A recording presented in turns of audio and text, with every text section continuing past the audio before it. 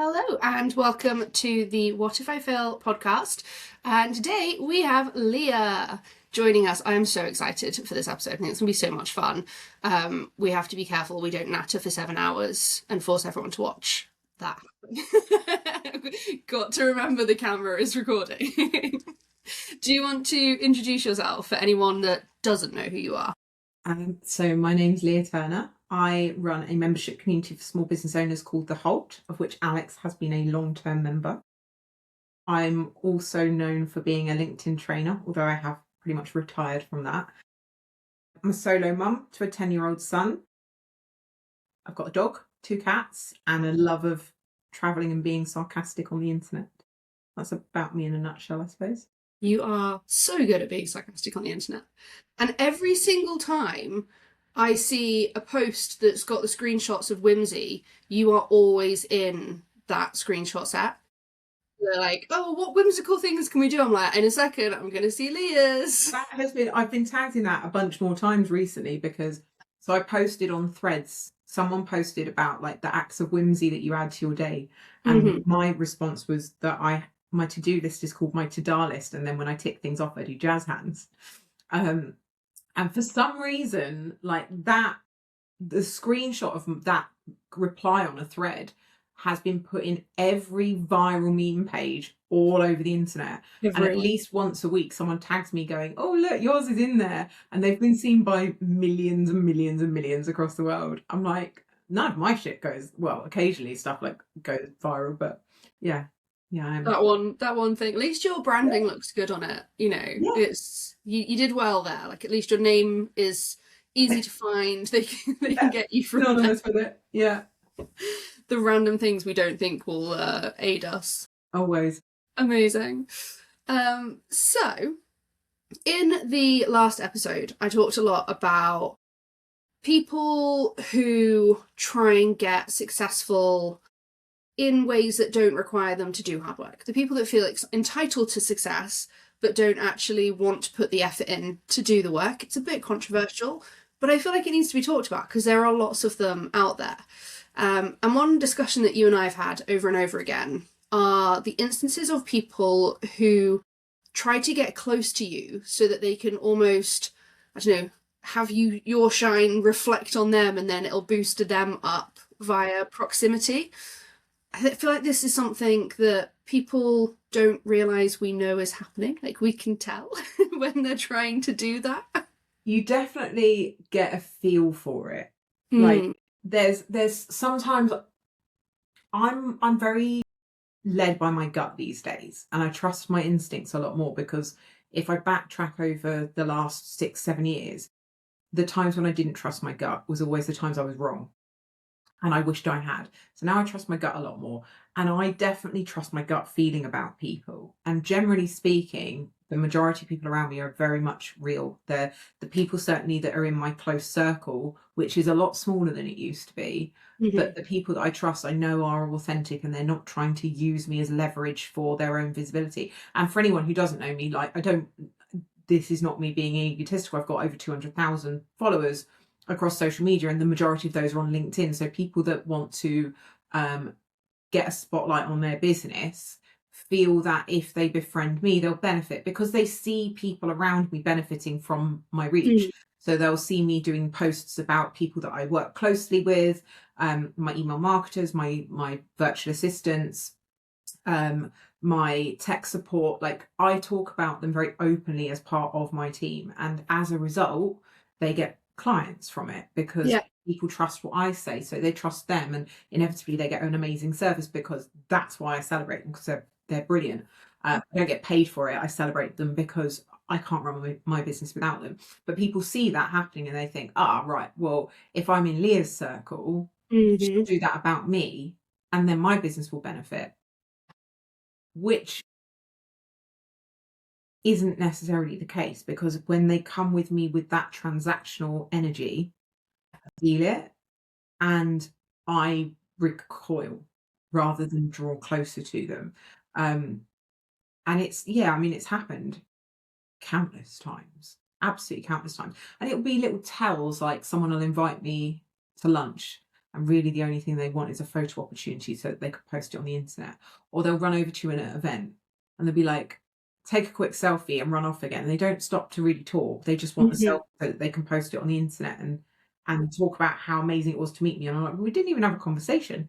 You just literally leaned in for a photo. Now, I don't mind people doing it, like in that situation. And sometimes the motive might be, oh, I didn't want to bother you. I thought, you know, you were surrounded by people and I thought you'd be busy. But you never know which one it is. And I certainly do. Yeah, there's been a few instances even just in the last 6 months where I can think of people that will literally try their hardest to be around me and be seen with me, and the first thing they'll do is like post about it or talk about it, and it just, I don't know, it's uncomfortable for me. And you know, there have been times where people have been very covert about it and I haven't detected it straight away, and it's ended up with me losing out on money or threatening my reputation because I ended up recommending someone that was not good. I'm much better at it now. That's not happened in the last few years. I'm much more, because of those things, I'm much more like sensitive to who's playing me and who's not. But it does piss me off. Like, I'm not easy to piss off. I'm pretty laid back generally, but You're pretty chill. Things I'm like, would you just, do you know? Do you think you're a bit more sensitive to it because of being an introvert? Because I think we as introverts, I'd say I'm probably an ambivert, like I'm about 50-50. But I know certainly that my gut, my intuition about people, my spidey senses, I think are a little bit on higher alert because I'm constantly kind of a bit like, oh, what's going on here? Keeping an eye on stuff. I think I tend to attribute it more to my neurodivergence because I'm sensitive to patterns. Yeah. So patterns of behavior trigger me, and I'm not necessarily talking about consciously trigger me, but they trigger something in me that recognizes a behavior that I've seen somewhere else that has made me uncomfortable. And I'm really sensitive to inauthenticity. So if I meet somebody and they're being their authentic self, and I can feel that they're being their authentic self, their smile meets their eyes, the warmth is genuine, nothing feels contrived, then I am drawn to those people and I love being around those people. But when I meet somebody that's not being their authentic selves and I feel is saying things that they don't really mean or acting in a way that doesn't quite connect, I retract, like I feel myself take an internal step back from them. And that's been like my whole life, but I listen to it more now in business because there's more at stake than just my feelings. Because I'm quite like, I shrug it off when it's just, if it's just an emotional thing, it's a friendship thing, I'm like, oh, whatever. But if it's business and there's like money at stake and livelihoods and things like that, I'm like, no, I listen more now. But it's that inauthenticity for me when I feel like there's someone I'm thinking of particularly, but I'm obviously not going to name names, but whenever I see them, it's all smiles and hugs and lovely, but there's no real connection. It never goes beyond that. And the reason it doesn't go beyond that is I will never reach out to that person. And even when they do reach out to me, I don't really lean into it. I'm friendly, I'm polite. There's no reason for me not to be. Yeah. But I won't take it further than that, and it will only ever be like a surface level relationship because I feel like there's something about them that's not real. And I don't know what it is, and I have nothing to back this up at the moment. But something says to me, I don't think you are what you present yourself as. There's something about you that says to me, don't trust. And so I just, but I've always attributed it in recent years since I know to like the ADHD and autism because I'm so good at pattern recognition. Yeah, that makes a lot of sense. Yeah. It's interesting, isn't it? Because earlier in the podcast, I talked about the trust recession, and I talked about how in like 2023, especially on Facebook, I know you were on more LinkedIn at the time, but there was this huge like set of very pyramid schemey coaches who were basically coaches coaching coaches to coach coaches, selling secret sauce, which was if you tell people you can make them money, they'll pay you money, and then you tell them to tell people that they can, and it was all just very samey and quite scammy. Yeah. And that created this huge like step back where everyone was like, oh, I don't want to be like them, and really, really backed down. And actually, my point is that the trust recession isn't about buyers not trusting sellers, but it's about people not trusting themselves to sell. And it's interesting because there are some successful people out there who are very, very, very good at marketing. They're very good at capitalizing on opportunities when they see them. They're very good at being like, making the right connections and being seen in the right rooms and doing all of the right things. But the stories you hear about Facebook delivery. now I'm more active on Facebook as well. I see that a lot. And because of the trust I have in my brand, I hear a lot. Like, people love to tell me stuff. So I hear about things that have happened that you don't see posted on Facebook, or they're vague posted on Facebook. And it makes me very cynical about a lot of coaches. And I just think there's some that I absolutely would rate, but there are some that I'm like, Mm-hmm. I wouldn't pay you any money. It's that how do you know who you're aligning yourself with, Yeah. whether or not they are going, because like you said before, like the reputation is huge, and your reputation now is your power play. Like that is what you're bringing to the table, to all of the brands that you go to all the sponsorship deals that come to you. Like they're coming to you because 200,000 people trust your recommendations, which is wild. By the way, those numbers are insane. I could not monetize that as much as I could. No. Because, like, the amount of sponsorship opportunities or influencer opportunities that cross my desk that I just go, nah. Because you have to be so careful with where you align yourself. And I think that's where a lot of these coaches go wrong, and where they lose trust is that they're not careful with who they align themselves with. And then maybe they'll invest in somebody, and then it won't go as planned, and then they slag them off, and then other coaches are like, oh, well, I don't want to work with that person, because they don't necessarily know the truth of what happened. So it all just feeds into each other, and it's incredibly toxic. And I think there's not enough transparency, and I think one of the things that I probably do very well is that I'm so confident in the experience that we create within the membership community, within the Halt, that I say to people that are curious, go and talk to a member, go and message some of the members, and they will tell you what their experience is honestly. And I am completely confident that they will give an honest answer to help that person make a decision. Now, that might not always be 100% positive. There may be split, but I would rather they speak to somebody for honest feedback than just trust my word. Because of course I'm going to say it's great. I made it. I'm not going to say, I'm not going to recommend it to somebody that it's not suitable for. If they come in with unrealistic expectations and say, I want this, this, and this, and I say, well, that's not actually what we do. Like, we're just coming to get lead generation and clients and harvest the community for potential opportunities to make money from them. We're not the place, I'll always be honest about it. But I think for me, the sort of litmus test has always been, if you are as good as you say you are, you will allow me to speak to your clients. You will have worked with you. You will give me some names. I will go and have a conversation with those people, and those people will be okay with doing that, right? And now I know that falls down if people want confidentiality. But there are ways, and generally not everyone's clients want, like all of their clients want confidentiality, right?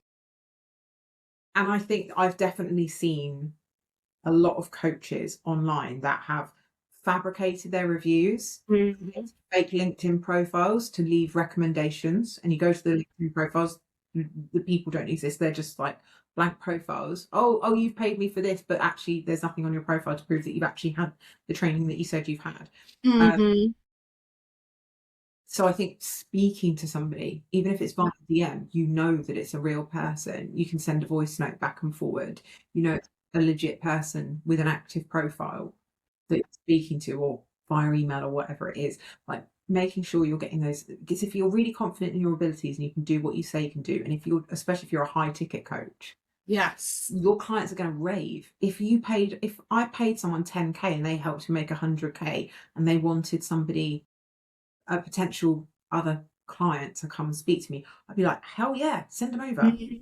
Multiple times, like the amount of times people will say to me, oh, I see you work with such and such, is it actually as good as it says? And I'm like, hell yeah, and I will happily rave.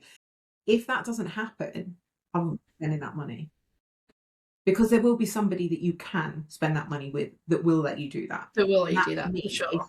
if their own clients will not openly and willingly celebrate and endorse you one to one, like tell me what happened, I'm certainly not investing that kind of like high ticket money at all. Hmm. It's hilarious because I recently was chatting with someone who has been talking about joining one of my offers for several months now, for quite a long time. And we've gone back and forth, and just timings wise, like she's just had loads going on and it's just not lined up. And I'd reached out to her and I was like, oh, just checking in again because we've got another one coming up. And she was like, it's funny actually because I've just been talking to your other client about this because they're good friends. She was like, she's already sold me on it, so here's the date that I'm going to join. And I was like, all right, so I don't really need to have a chat with you at all, do I? Because she's done the full job for me. She was like, yeah, she's done it. I'm in. I was like, okay, cool, awesome. When you know that you're not snake oil selling, Yeah. when you know that you actually can achieve the results that you tell people that you achieve. I did it with my LinkedIn training as well. Like my LinkedIn profile has over 300 recommendations on it from people who have voluntarily given me a testimonial about their experience working with me, whether that's buying a course, whether that's working one-to-one with me for LinkedIn training, whether that's joining the community now. Obviously, they're more community driven now. And I sort of think, well, you can go there, you can check those people's profiles, you can message them directly, and they're all like, there's names and stuff on the website about it as well. I think that is, you've always got to use that as a litmus test. Yeah. I actually really love LinkedIn for that reason. And I obviously built my whole brand initially on Facebook. And I had LinkedIn because I used LinkedIn in my career before I was an entrepreneur. I was using it as a recruiter. So I'd always been on LinkedIn, but I'd almost like avoided it. And I was like, oh, everyone says it's really boring over there. Everyone says like there's no fun stuff. And you join a community like the Halt, and you connect with those people. And it's not because you're not there to connect with them on LinkedIn, but obviously you get to know people, so you add them. And if they're active on LinkedIn and you're active on LinkedIn, it kind of, and suddenly you go, oh, my feed's suddenly really interesting. Like my feed's suddenly really good. My feed is suddenly bright and full of people just like me. So I started using it more and more. But what I love about LinkedIn is that you can, like you said, the recommendations are there. You can turn them off. So if you change your mind, you can remove the testimonial. So it's not like just a screenshot of something someone once said. At the start we talked about love bombers.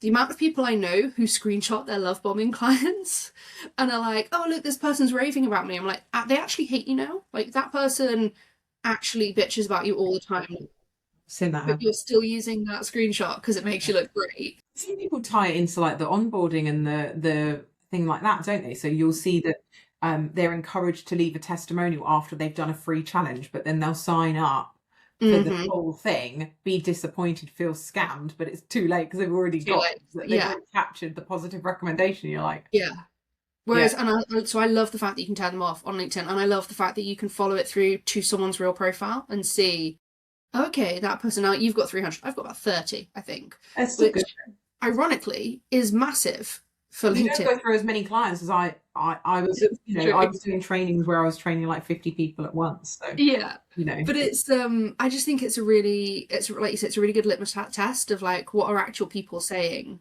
about this person. yeah.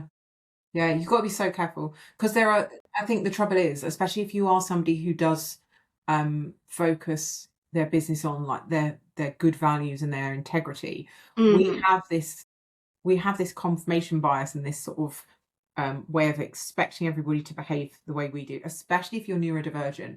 You have this kind of, you project this idea that everybody is going to mirror your values and integrity. And I definitely, when I first started out in the LinkedIn training business, and when I first started spending time on LinkedIn, I assumed everybody to act with the same kind of integrity and values that I have, that I've been raised with, that I'm really, really like set on. You'll know, you've known me long enough now to know I'm so uncompromising when it comes to aligning with my integrity, that there are huge opportunities that I've turned down for very large numbers of money, that I've gone like, no, I can't, because I just wouldn't be able to sleep at night. And I think there are too many people out there that capitalize on that assumption that their integrity is as good as other people's, or the people they're buying, to think, I would never burgle your house. You would never burgle mine, but actually they're just there going, I want to make her think that. But then I am going to burgle her house the minute she's not home. And it's like that in business. There's so many people that are opportunists that know that we're all going to assume that they're good, especially like the way they present themselves. They say good things on the internet. They post all these things that they've made up, and actually they're just going to take your money, never show up. Then when you complain about it, they're going to throw contracts and legal jargon in your face, and they've got money to back it up than you have, and they just assume you'll run off into the distance crying about it to your Reddit thread. I was like, that, but it happens. There's too many people. They're intimidated by someone who's got a big brand and a big presence online that will, they think will go after them and ruin their own business. And you think, like, there are people that do that, and navigating your way through that as an online business owner is really tricky. And to be a coach when you're surrounded, when there's so many questionably ethical coaches out there, standing out as truly honest and actually good at what you do is not easy. No. You're battling constantly against the negative. It's the same with me with communities, right? Loads of people have joined a community that's gone, oh, it's so great, it's so buzzing, everyone's amazing. They log in and they go, well, there's nothing going on. There's not been a message posted in here for 3 days. The founder only shows up once a month to do a Q&A, and I'm paying 50 quid for this. Like, what? And they're disappointed. Or it's really clicky, or they're upselling constantly, and people are disappointed. Now I'm battling against that stereotype to say, well, what we do is different, and it's different on purpose.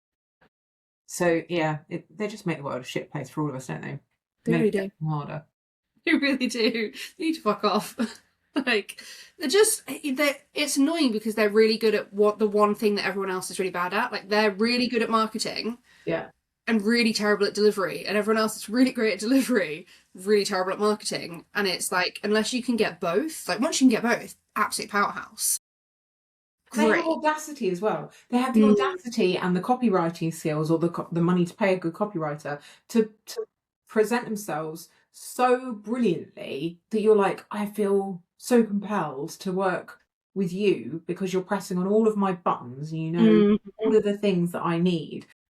And it just, it's, I see it so much, like really great people that are terrible at selling themselves. And yet the performance and what they're capable of is so much better than the people that shout the loudest. And it always makes me think, like, I have to be more audacious because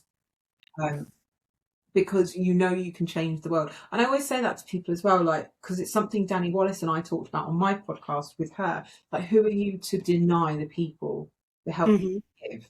And if you don't shout about yourself, if you don't raise your voice and let people know that you exist, then the people that need you, that you can help, won't know about you. So who are you to keep that to yourself? It's actually selfish to be so humble and to not be a bit audacious. As uncomfortable as it is, especially for women, we do have to shout a little bit louder, and we do have to back ourselves and not be shy of sharing our wins and our talents and what we're capable of, so the right people can find us. It's just against everything that we find comfortable, isn't it? And I think this is, if you looked at it, like, the odds are almost stacked against you in that you're an introvert, you are neurodivergent, you're a woman. Like, everything about all of those things screams, I really don't want to lift my head above the parapet. Like, I just don't want to have people taking shots at me. Having attention is really, really uncomfortable. And yet you have one of the biggest brands out there. So Yeah, how have you found that? I think I have to divide it between what I'm comfortable with and what works. Mm-hmm. So yeah, I'm a solo parent. I've always been a solo parent, and I've got a 10-year-old son. If I don't make money, we can't afford to live. And the way I make, I fell into the whole backstory of me like getting on LinkedIn was never to be an influencer. It was, I didn't even know that that was possible on LinkedIn. I literally just like, I'll go on LinkedIn, talk to some building surveyors because that's who my ideal clients are, have some Mm-hmm. conversations, hopefully I'll get some clients. That was my plan. Like literally go on and do a few posts, find some names of building surveyors, send them some messages, hopefully get a few clients extra. That was it. And then when the following started increasing, it was during COVID, like Mm-hmm. it was just before COVID. And then it really ramped up during COVID. And I started offering LinkedIn training because I was getting so many clients. People were like, how are you doing this? Um, but it was all behind a screen. We weren't Mm-hmm. going out in the real world. I just shut my computer and none of that world existed anymore. And now it's like going out to conferences, in-person training, Mm-hmm. traveling abroad, and people recognizing me in any all sorts of places across the world. People have gone, oh, you're Lea. And I never know when it's going to happen. And I think like it's made me realize that yes, I'm an introvert, but actually Mm-hmm. that's quite relatable. And I don't have to pretend to be an extrovert for this to work. People have taken me at face value. This is just who I am. So I never really felt like I needed to pretend. But there's me, the introvert at home, that like snuggles on the sofa with a blanket and a hot water bottle and my animals and watches like 5 episodes of something on Netflix of an evening. Um, and then there's me, the sort of bubbly, vivacious, ballsy business owner. And we are the same person, but we're different environments. And I know that to continue helping as many people as I want to be able to help and to witness daily how they help each other and to have the opportunities and the income that makes mine and my son's life comfortable, I have to overcome the introversion in small doses here and there. And actually, while it's so uncomfortable to challenge my introversion, like last week when I spoke on stage to like 600-700 people, and people were like, oh no, you'll feel amazing afterwards. No, I didn't. I didn't feel amazing afterwards. I was absolutely crapping myself beforehand. I was nervous the entire way through, and afterwards I wanted to crumple up into a ball and hide in a corner and never speak to anyone again for another week. And it doesn't get better. I don't get more confident on stage. I still want to die doing it. I'm like, oh God, it's so awful.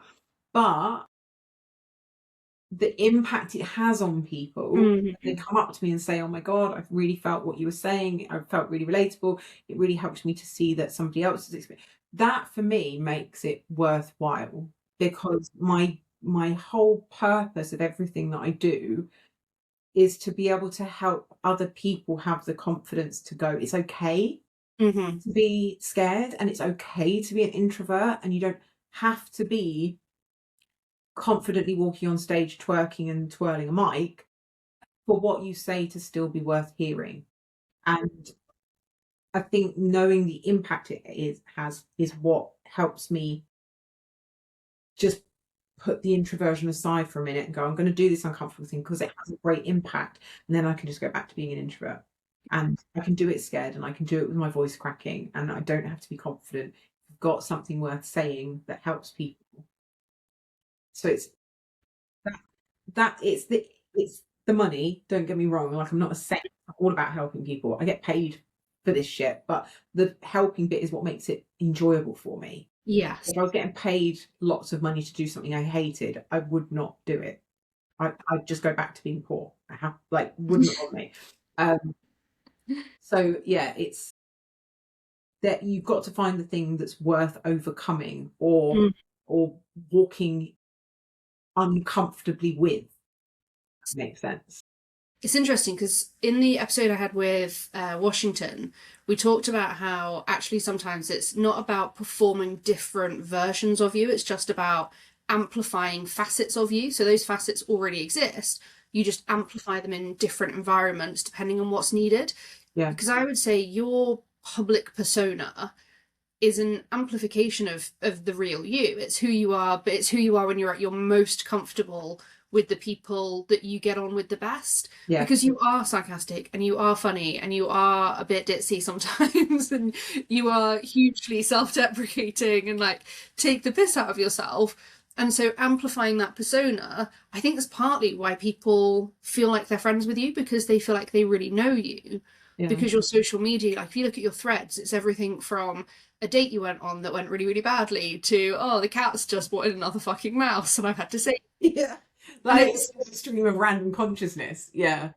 Yeah, it's definitely true, because like when I'm, say, when we went to Ideas Fest last year, I was the life and soul. I was having a bloody ball. I was surrounded by cult members. Everybody knows me. I felt completely comfortable to be lively and silly and you know, lobbing sweets at people, wristbands, and running up to people with stupid signs and making them take photos with them. Like I was. You would describe me as an extrovert in that situation, because when I'm deeply comfortable with being myself around people, but when I walk on stage on my own to a room full of the majority of people I don't know, talk about something that's a lot more vulnerable, that is like, well, it's such an unfamiliar territory for me. And I don't like to be the centre of attention. I like to be the one hiding in the corner, sat, you know, at a party. Any of my parties in my 20s, doesn't matter what I'd taken or how much I drank, I was never the person twerking in the middle of the dance circle. I was the person on the floor hugging the dog or having deep and meaningful conversations till 8 o'clock in the morning with a random stranger that I've met, because I enjoyed the party favours. Like I'm not, I've never been that person. I have to be that person to a certain extent, because when I bring that level of energy up, it also feeds into everybody else, and they're more comfortable being a bit silly, and we have so much fun. But it completely depends on my environment. If you saw me walk into a networking event full of people I've never met and they're all wearing suits, I am going to be the shyest, most awkward and uncomfortable person in the room. Like you would not recognize the person at Ideas Fest compared to that person. And that's a bit like how I felt at the big festoon last week, not because everybody's not incredibly welcoming and lovely, but because I was doing something that makes me very uncomfortable, and I retreat into myself, really retreat into my introversion at that stage. I become like shy and awkward, especially when people are fawning and being adoring. Like I don't know how to handle that. I'm quite good on the internet. I can just do like a quick, oh, cheers, thank you, thumbs up. But in person, when they're staring at me and they're going, oh my God, Lea. Yeah. I really struggle when people run up to me because, I mean, there are some places I go where I don't stand out at all. But when I go somewhere, like I went to Expert Empires, and there was only two of us in the room that had coloured hair, and so anyone that's connected with me on social media instantly went, "Oh, she's got pink hair. I know who that person is."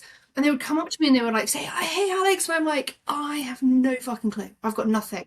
I've got no frame of reference for who you are or where you've come from or how we're connected." And there were people that I actually know quite well, but because I kind of went into like deer in the headlights mode. Yeah, you couldn't. I was like, there was someone I was chatting to, and I was chatting to her for ages, and I was like, oh, just twigged who you are. I did that exact thing at Big Festoon last week. I was chatting to someone for ages, and I know she works with loads of people that I know, and I was like, I know you, and I know we've spoken before, but I can't for the life of me remember your name. I did clock it, but I think I completely got away with it, unless she listens to this. But I didn't clock the name, and it happens to me all the time, especially like you say with your coloured hair. If people see my long blonde hair, they're just like, oh, that's Lea. And you get some people that will approach, which is really lovely, but and most of them, if they follow me, they know that if they compliment me, I'm going to be like a proper awkward little turtle, like, oh, please make me smaller and disappear, and I want to do like Alex Mack and turn into a puddle on the ground. I just, but also like knowing that you make that impact's really lovely as well. But then you've got other people that are like, oh, I really wanted to come up and speak to you, but you were surrounded by people all the time and it felt really awkward. Or they'll come up and speak to me, but they won't introduce themselves. So I walk away going, I have no idea who that was. Like, please introduce yourself, because I can't. I do well at the whole Christmas party because I have interacted multiple times with most of the people in that room, either face to face, online, on Zoom calls, in the chat, and I recognise and see their profile photo repeatedly. So it's much different. But at a conference where there's hundreds and hundreds and hundreds of people that I may have just seen it in passing, like on Facebook or something, I don't necessarily clock them. I mean, even at the Book Christmas party, because everyone was dressed up and so glamorous, I was feeling like, I'm used to seeing And you you in don't a know what t-shirt. height they are if you've never seen them in person, Yeah, or some of them are wearing heels, and I'm like, you know what though, I did recognise most of them. I don't think I got anyone's name wrong that that's night. good. That's really good. It's interesting talking about coping mechanisms, because my coping mechanism for walking into a networking is to find someone that looks more uncomfortable than I am and try and make them feel more That's a comfortable. great idea. So I'm like, you know, the like mum override anxiety thing where you're like, I can complain about friends' food, but I can't complain about my own food. So Yeah. I just apply that to networking, where I go and I will look for someone that looks really uncomfortable, and then I'm like, I'll be your friend, like I'll bring you along. And then that gives you more And confidence. then I have to be confident, and so therefore it actually really helps. No, that's interesting because I never really thought about that. But I remember when I took my son zip lining in Mexico, and we Mm, were both like really excited about it until we got to the top, and then he just got overcome with fear and he starts crying. And I was like, look, I know you're scared, but it's going to be great. And I knew, like, I wasn't being horrible mum. I was being firm with him. I was like, the minute we step off this, this is going to be the best fun ever. And I know him well enough to know that that's exactly what would happen. But I was scared. We were like, and like going across like trees and roads and all of this, and I was like, he was being brave, and then he suddenly got afraid, and I got brave, and as soon as we were doing it, he was fine. But he was, I don't want to do it, I don't want to do it. And I was like, it's fine, trust me. Like, if I'm going to do this and I'm going to be here with you, if I'm brave enough to do this, you can be brave enough too. And I completely forgot my own fear. So maybe yeah, that's the thing that I need to do. yeah. Find someone more comfortable, or bring your dog. Yeah, that worked very well. I took Bronson with me to the big festoon last week because he came on stage with me, my little 12-year-old cockapoo, and that was the best thing ever to distract attention from me. Everyone just got down on their knees to give him cuddles and tummy rubs, Yeah, and it was great. because if you go to a group of people, if you go into a whole room of people, Yeah, I will, and there's a dog, I will go to the dog. same. Like, that will, I'm like, it's like a honing beacon. I'm like, I am getting to that dog and I'm going to say hi and screw the human. Like, I might go, can I say hi? Cool, great. And then I'm Yeah, like, yeah, immediately, I'm exactly the same. I had a dog sit next to me on the train recently, and I was like, oh my God, best day ever. They had two trainee guide dogs that came onto the train, and mm, obviously like trainees, they weren't very well trained yet, and one of them just came straight up and put his head in my lap, and I was like, I'm the chosen one. No, I had lovely cuddles with him, and I'm always that person, so I knew that my dog would be on his best behavior, and I'm going to try and get into as many events with me as possible now because he had the best mm, time and everybody else loved seeing him. um but yeah, having that like distraction, it's like being in a room with someone more famous than you are, like not yeah. that I'm famous, but like in my corner of the internet, I'm sort of a little bit famous. um but if I walked in with like, I don't know, Tom Hardy, no one would pay attention to me. Bronson's like taking the Tom Hardy with me. I think actually Bronson's probably even more popular than Tom Hardy would be. Yeah. You know, so much about your talk at the Big Fast Tune I thought was genius, because you don't really like speaking on stage, but you recognize that it's something that is, like you said, it has the greater good. It really helps people connect, and you kind of have to do it in order to keep building your brand. But like I was on stage like what, a few days before you were on stage, and I remember getting up there and thinking, right, don't anxiously shuffle all over the place, like, and you just sort of stood there and you'd be like, oh. So having a sofa Yeah. so that you didn't have to worry about, am I walking, am I going to trip? Like, we had holes in the stage, and all the girls, I was wearing All the trainers time. because I will always wear trainers, but all the girls that were wearing heels were like, oh my god, what if I like drop a heel down it and then just fall over on stage or like break my shoe? Yeah. Yeah. So I having, put trainers on and I sat on a yellow sofa with amazing. the stage. My dog hopped straight up onto my lap on the sofa and sat there gazing at me the whole time. And it was Yeah. great because I wanted it to feel like you were just having a conversation in the living room with me. There's too many things to think about. If I've got a clicker in my hand and and I need to walk, because if you're on a stage and you're walking about, you need to use the stage. You need to be going. And I was like, that is way too much. Like, I want to focus on the things that I'm saying, not like any performative stuff. I didn't want any props, well, apart from the dog, but I didn't want like props. I didn't want flashing lights or random interludes of me. I didn't want any of that. I just wanted it to be about the conversation. And I'm much more comfortable doing things like podcasts. Done so many podcasts, fireside chats, panel talks. I love all of that, just bouncing off the energy of each other. And I wanted it to feel more like that, because I know that's when I'm at my best. If I'd have just had to like stand on the stage, it wouldn't have had the same power. And then obviously bringing my dog with me just ideal. Yeah, it gave everybody that sort of But it's that amplification of you in your natural state and you in your most confident state, is like actually having those chats that are more personal and are more chill. Yes, it's being broadcast, and yes, there's 600-700 people watching you sat in your living room, but it makes it easier for you because it's not you trying to put on a performance and be someone you're not. It's just you amplifying the, how many people get to witness you in that. And actually, another one you said about fireside chats, I remember seeing a photo of you in a post that you, and I think it was Luke, both put up, where you were holding his hand. Yeah. Because he was nervous. And like, once again, the mom override coming in. Yeah. Of you were then... That was at a panel talk about neurodiversity. So Luke's got Tourette's syndrome. Yeah. And he's done lots of podcasts, but he's not ever done a panel talk before. And he's my virtual assistant, and he has been, well, I mean, he's my personal assistant, and he has been for about 5 years now. And I just said to him, I was like, don't worry, I'll sit next to you and hold your hand. And when it started, he reached out and held my hand, and we just sort of sat there holding hands, and it was actually a really, really sweet moment. Yeah, it was cute. And it's memorable. And obviously you've not done it because it's memorable, but it's memorable for a real reason, because that is so authentic.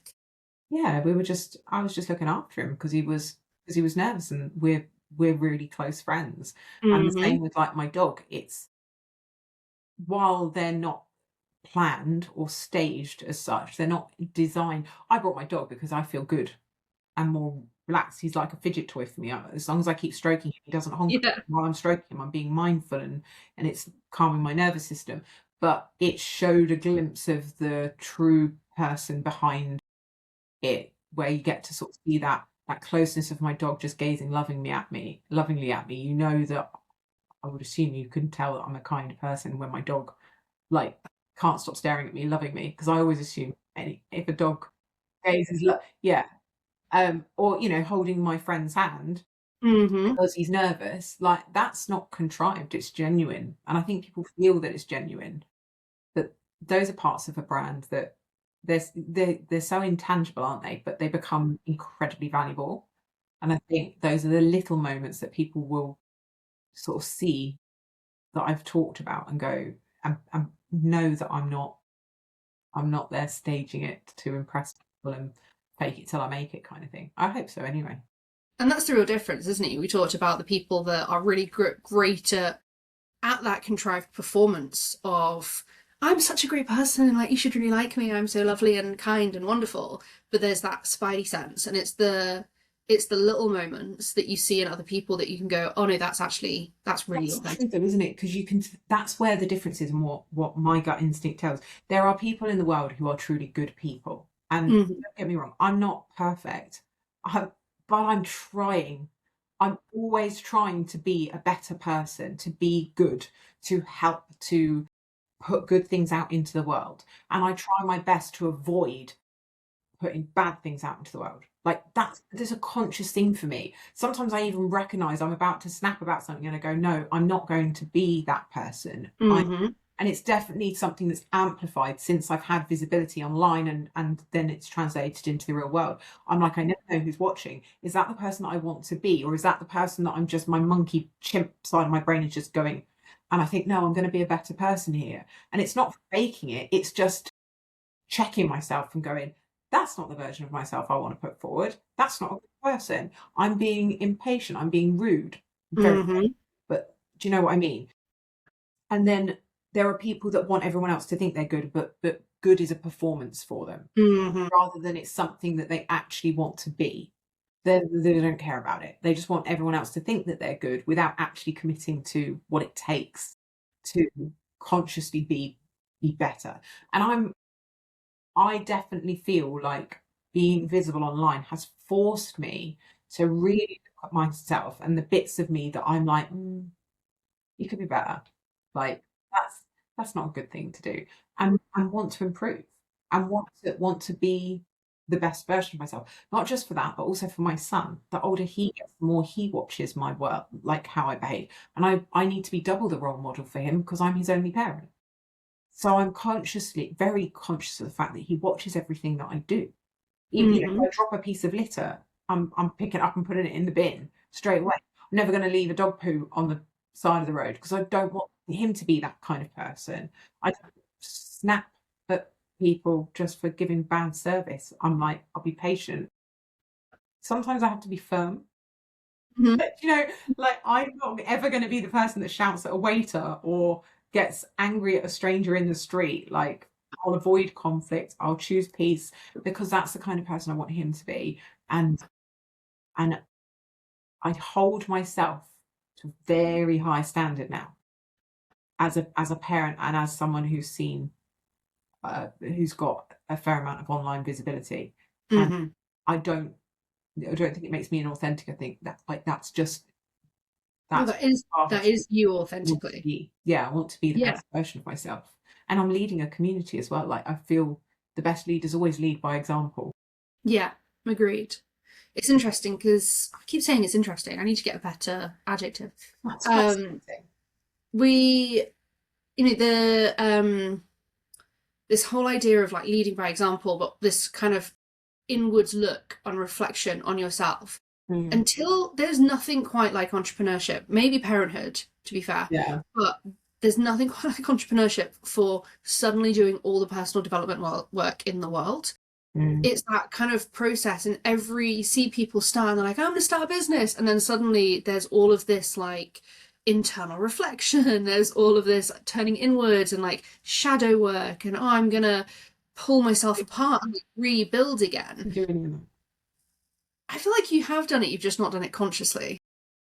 Yeah, I mean, it's not something I've ever paid someone to coach me through or talk me No. through. It's like I think it would be fair to say I'm pretty naturally self-aware Mm-hmm.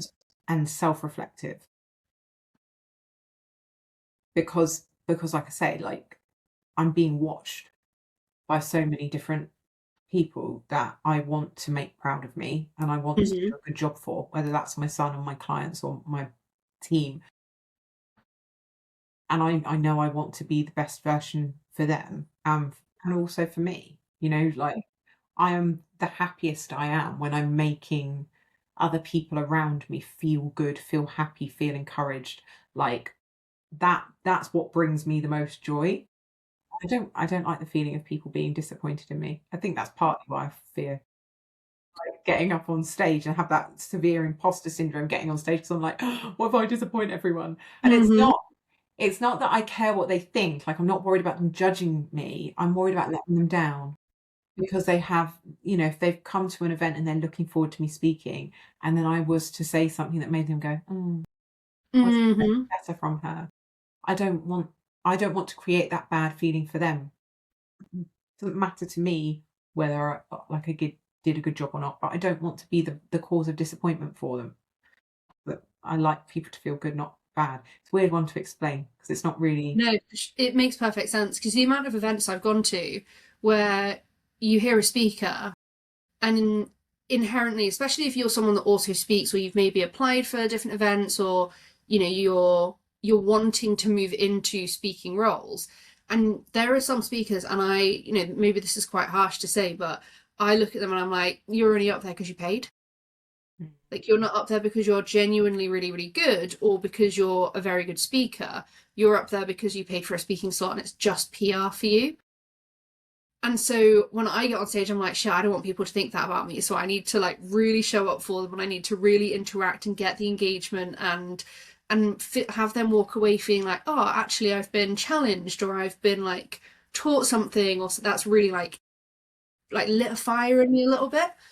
Because I've seen bad speakers, and the idea of being a bad speaker and having people be like, oh god, she was a bit shit, wasn't she, is Yeah, terrifying. that's it. It's just I never want to be someone who and it drives so much of what I do. When I'm working on the whole, I want people to come in and go, oh my god, there's so much in here. Like I Mm-hmm. had no idea how, because that surprise and delight feel someone joins something or buys something, you go, oh, I had no idea it was going to be this good. That is something that I always want to achieve. And I want to achieve that when someone meets me in person. I want to achieve it if they hear me speak. I want to hear it if they join one of my memberships or buy one of my products. I always want to go above and beyond, but not really warn people about it so that they go, oh, wow, this is amazing. Same with the Christmas party, right? And adding all the little bits that people aren't expecting, like hiring an actor to be our security guard that's going to make you laugh, and bringing in a magician and little surprise gifts around. I always want to be that person because I know how good it feels to be in awe, to like to get involved in something and it be better than you're Yes. expecting. Like when you first bite into a meal and it's just unreal, and you're like, oh wow, I just thought this was going to be a burger, but holy shit, this is incredible. There is no better feeling in the world than that. Like feeling you got more than your money's worth. Yes. And that's always like, that's what drives my business, is I want to be able Mm-hmm. to tick that box with everything that we create. I'm not always going to manage it, and not No. for everybody, because what excites and delights the people is different, but that's always the goal. And I think it takes a lot. You have to pour a lot of yourself into it to create that and be quite innovative and creative. But that's why I sort of lean into it, because I just I love that feeling myself, and I love creating it for other people. And that is probably why you have so many recommendations, because you care so much about customer service and actually delivering. I think this is, there's a lot of people out there that spend all the money in the world trying to get their branding and their messaging, their marketing just on point, and that's all they really care about. And actually, no one puts the effort into what's delivered, or not very few people put the effort into what's delivered. But the people that do, the people that really focus on the delivery, they're the ones that get rave reviews, because they're like, okay, well, once you're in the doors, then what? And focusing on retention rather than acquisition, I think, is a big one for Yes. us. The members that are in the community, my Mm-hmm. relies on them, and they are my everything. I work for them, not you know, they are my customers. As much as it doesn't feel like they're my customers, they are my customers. I'm creating a product for them, so I'm listening to them. I'm rising up to and responding to what I know that they need. I'm Mm-hmm. constantly spotting needs and going, what can we do to make that easier, that would help more people? Who do they want to come in to speak? What events did they want discounts from? Like, I'm asking them all the time and then responding, because like that's my job. Not just to constantly bring in new members, is to look after the ones that we have and make sure that they want to stay. And obviously, they're not all going to stay forever. While they're with us, I want them, and I want them to, if they leave or whenever they speak to anyone, I want them to say, it's amazing. Like, I don't want to leave. And even when people leave the whole, when we do the little feedback questionnaire, they never say anything bad. Like, never. It's always like, I just don't have time to use it. I don't have the Mm-hmm. budget at the moment. I feel really bad that I'm not getting the most of all the amazing features because I'm just too busy. And it's making me feel guilty. So I'm going to come back when I've got a little bit more time. And you're like, Mm-hmm. even when they leave, they don't say bad things. Like, that's how obsessive I am about creating something worth being in. I mean, I love it. I've been in for what, 3 years now. It's still, it hurts me a little bit on the inside, because I saw the founder launch and I didn't take action immediately, and then I've regretted it ever since that I'm not technically a founder. I'm like, I think I was second wave. My fourth birthday in June. Yeah. Yeah. I wish I'd got on it, but I didn't. But I have been in for 3 years now, so we're not doing too badly. Not at all. I love the, especially because on Heartbeat you can see how long people have been in. And I love being able to like chat to people, and people are like, oh, do you use this? Do you use that? I feel really guilty because I'm not using it. I'm like, I've been to 2 of those. Like, I've watched 2 of those calls. I've watched, I don't necessarily do that because I'm not there for that specific thing. Yeah, and that's it. We've got something, and that's why it's designed like that. There are some people where £65 a month is fairly negligible, and having that insurance policy of, I know I can show up in there and find any service provider I need straight away. I know if I get stuck on a problem, there'll be someone there that can help me, that will hop on call. I know that if I need to learn about something, there's probably going to be a masterclass that I can rely on, or if I'm just feeling a bit lonely, I can jump on a community call. But you know that that's there as like that backup support when you need it. And for some people, that's enough. And then there's some people that come in and binge every single masterclass. They're absolute like sponges for all the knowledge that they can absorb. Some just like to listen to the masterclasses as company during the day while they're doing other stuff. Yeah, I've known quite a lot of people that say they like it for like almost co-working vibes without, yeah. And like, that's why we try and say to people, you can't come into the community and expect to do everything. That's not the purpose. It's a pick a mix. You have to pick the bits that you need when you need them. Maybe you need a community call because things are a bit tough at the moment and you just need a bit of community support, or you want to network, you want to join the speed networking to meet lots of new faces, or you just want to have a bit of fun with us on one of our murder mystery nights, trying to get through some business books and you want to join the book club. You're having like being dysregulated, you join the way. There's all these different things. Yeah. You never, like, you would have to have it would be a full-time job full time to be able to make the most of all of it. And that's not the point. The point is you're paying £65 for a month. 1 or 2 of those things a month, you've already got more than your money's worth. And that's kind of how it's designed. So when people join in, like, I want to do all of it, like, you don't sign up to Netflix and watch everything in the first week to get you your £10 worth. Like, you like pay. Yeah. Focus on the stuff that's going to really help. I have a little puppy who is begging to be picked up. Mine's snoozing this morning after a walk. Oh, look at him. He's such a good. You're so snuggly. I can't snuggle him. Do you think he'd love me? Does he like people? Oh, people his favourite. Like, he's not that bothered about other dogs, but people, he's like, oh, you want to give me all the fusses? Okay, I'll be your best friend. I need to meet him. When you move. Yes. Move. Yeah. We'll go for a little dog walk together. He has big yawns. What a cutie. He absolutely loves vegetables as well, which is really weird. But he wants to eat broccoli, but not really. Even the cat's not that fussed about vegetables unless they're covered in a spicy sauce or something. Really? Yeah. My cats will eat like anything. If I've got like hot sauce, because I like hot sauce on eggs, and they'll try and lick the plate clean. That's hilarious. I would have thought they would have shied away from hot sauce. No, they're anything. I've had them nick paella, pad thai. Yeah. Amazing. Feral animals.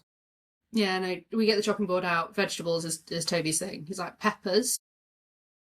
He'll go insane for peppers. Watermelon's the only thing he's ever fought us for.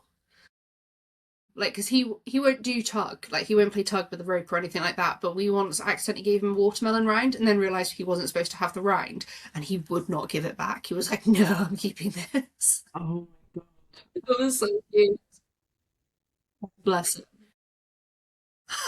I think this is quite a good natural closing point. I feel like we have covered my dog now. I feel jealous. Yeah, you need to go and have a little snuggle. And Toby's like, by the way, it's time that I have more fusses, please.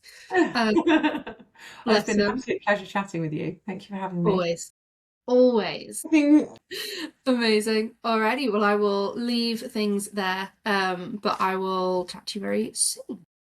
This podcast is a window into the conversations I have every week with the leaders I work with. If you want to be inside that conversation, not just observing it, you will find the Actual Results Club and my one-to-one work linked below.